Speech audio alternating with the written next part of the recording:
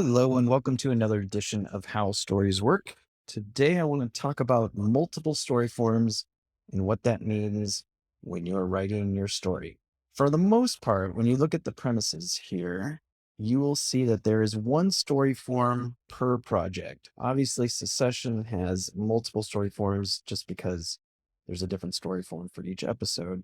But for the most part, you'll just see more Succession, you'll see just one story form for each project. But there are some times when the work is complex enough that there might be more than one story form. Spoken about it before, but the two greatest examples of that, the first one is Raiders of the Lost Ark. So if you look here, you'll see two story forms, one for the Ark story and one for the Raiders story. And in a previous video, I talked about how when people think that there are 5 or 6 acts in Raiders, what they're actually seeing is that there's two different story forms going on. And so it's the usual amount of acts that you're used to. It's just split across two different narratives.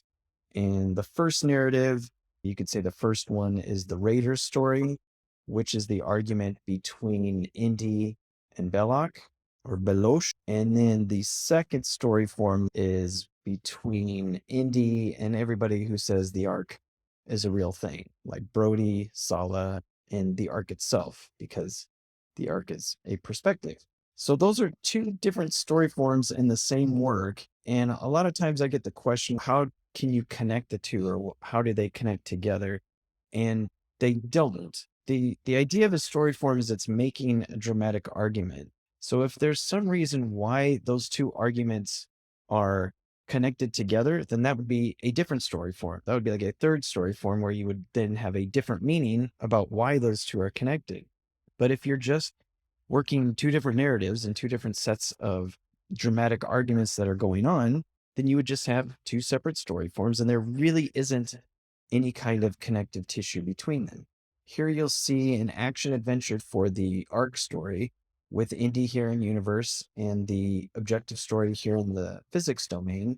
And if I go down here, you'll see the problem of certainty and then potentiality. So certainly he doesn't think the arc is real, and then at the end he recognizes the potential of it. And it's a success good. So it's a triumph story. The major plot points are driven by decisions, and that's why he makes the decision to close your eyes at the end. So that's the arc story. But if I go to the Raiders story, you'll see that this one is pretty much your classic action adventure chasing story where you have the main character in universe and the objective story plot in physics. And if I come down here, you'll see the difference is it's action driven.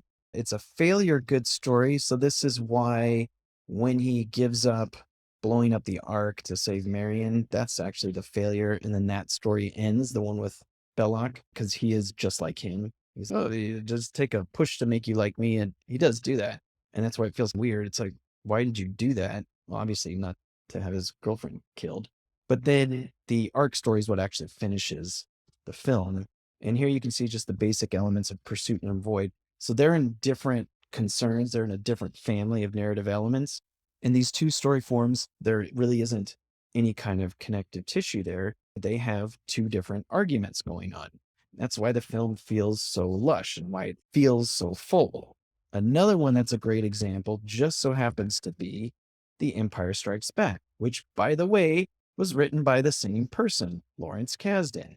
So right there, that should tell you the reason why those two films, which were written, within 2 years of each other, the reason why they're so great and why everybody keeps referring back to them is because there's a lot of complex storytelling going on, a lot of really intelligent, dramatic arguments that are going on that are in completely different headspaces. In Raiders, they both had the objective story, plot, and physics in the main character domain in universe.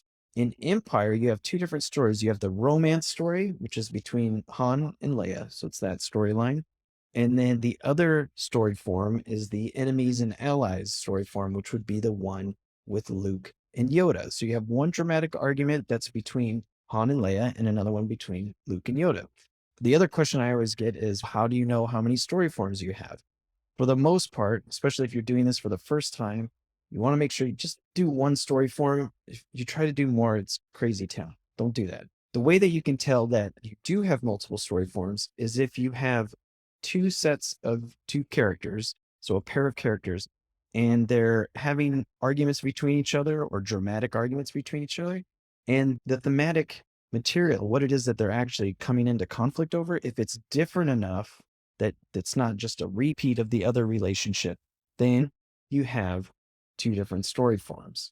That's why in something like Game of Thrones, you got multiple story forms like Lord of the Rings, where things aren't really connected thematically. There might be some big overarching story form for the entire series, but then you just look at the relationships between people, you identify those relationships. If there's a dramatic argument going on between the two of them, which usually comes through when you and I are both alike, if you see that, then check to see if the themes are the same. If they are the same, then it's all part of the same story form. So, for instance, in Back to the Future, I'm not sure if this is in here yet, but for Back to the Future, you have one story form, but there are multiple relationships going on. I don't think that's in here. Okay, it isn't yet, but there are actually three different relationships that are going on. The one between Marty and his dad, so father son. There's the relationship with Doc and Marty, which is the friendship that's there. And this is outside of the plot of getting back in time. So this is the heartfelt stuff. So there's the father-son relationship, which is definitely heartfelt. There is the friendship between Doc and Marty, definitely heartfelt. And then the other one is the relationship between Marty and his mom.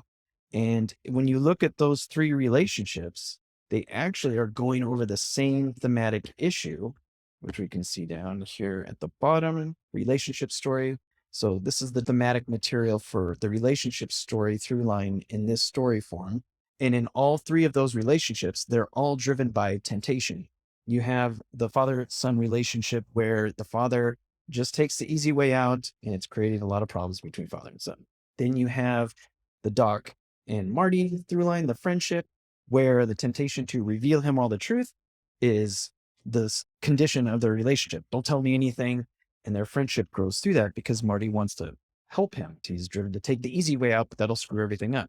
And then the funny part is that the mother son relationship is also driven by temptation. And then, of course, the resolution of that is conscience, because they come to a place where they think of the consequences of getting together, and that resolves their relationship. So that's a case where you have multiple relationships, but they are all about the same thematic issue. And so that's how it's all part of the same story form. Whereas if I come into the Empire Strikes Back, so I look at the romance first, this is the Han Solo and Leia story form. So again, Han is here in universe, and then the objective story plot is in the physics domain. And then if you come here, this is their narrative dramatic argument, where Han is driven by motivation and determination, and then Leia is driven by expectations.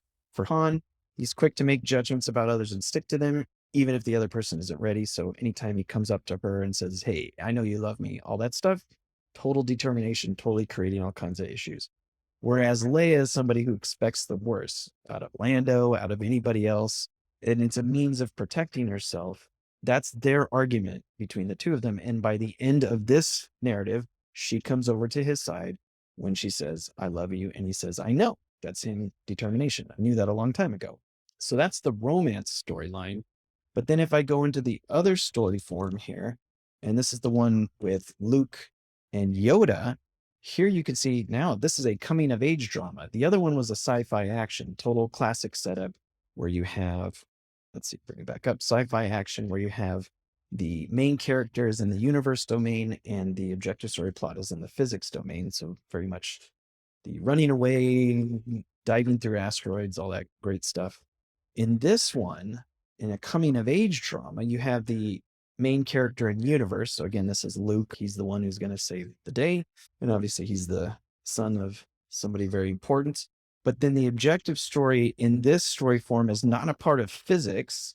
It's not so much about all the things that they're doing, but more the psychology and the identity of who Luke is and his way of thinking. So then that's why it's a coming of age drama. This is the usual setup here. So Yoda is here in a fixed attitude.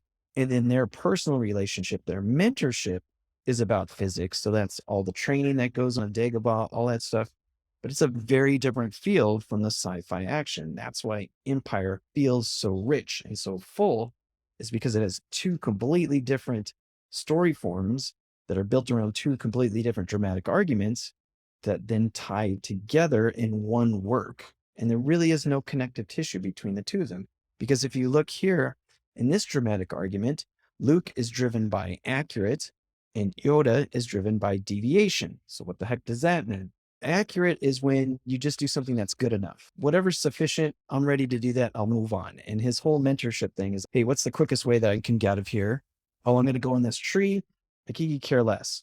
Whereas Yoda is the kind of person who's separated himself from the rest of society. He's working outside of the box and basically doesn't tell Luke the truth about everything, but he's always quick to point out people's faults. So he's coming from a place of deviation. And that's where they split. So Luke's like, hey, I'm just going to do what's good enough. And then Yoda is pointing out, this is what's wrong with everything. And those two don't mix. And that's where that argument comes from. And so what you have here is you have a completely different story form from the one that's with Han Solo and Leia, but yet it's strikingly similar in that we have an objective story domain in psychology, which means when you have the consequence of failing this story, of things not working out the way that they're supposed to, then the consequence of the story is going to end up in physics. So what does that mean? What am I getting at? So if you have a goal of something to do with psychology, which here is being, which is for Luke to be the next great Jedi. But when that fails, which it does when he says, I'm just going to do what's good enough. My friends are more important. I'll see you around. I'll be back. I'll see you soon. So when he does that and he gives up what it was that he was doing in service of something else that's just good enough, the story form fails. And then you get this consequence of doing. So the reason why Empire feels like a tragedy so much, but it's this weird sort of, there's a hopeful sense of it, but then it's still very tragic, is that this story form fails and they end up having to retreat and run away. And then if you come back into the Han Solo one, so if I come back here, this one is a triumph, but it also has to do with running away because it's all about getting the princess to safety. So getting her to safety, we did that and that was a success. But then the whole thing with Luke and finding out who his dad is and everything, he feels horrible about that. So this one is success good. So the princess is delivered. It's a good thing. We're safe. But then at the same time, there's a retreat going on, which is played out in this story form. There's a tragedy that goes on here where that story ends in failure. And then the main character, his whole decision turns out to be a bad thing. It's very bleak. So that's with the whole father-son thing at the end. And that's why that story feels so rich. The reason why Empire and Raiders are always held up as such great screenplays or such great stories is because they have these multiple story forms going on. And they're really complex, really sophisticated, and really connect with both the heart and also the mind of everyone who watches them. So that's how those two stories work. If you have any questions about any of this, please let me know, and I will see you next time.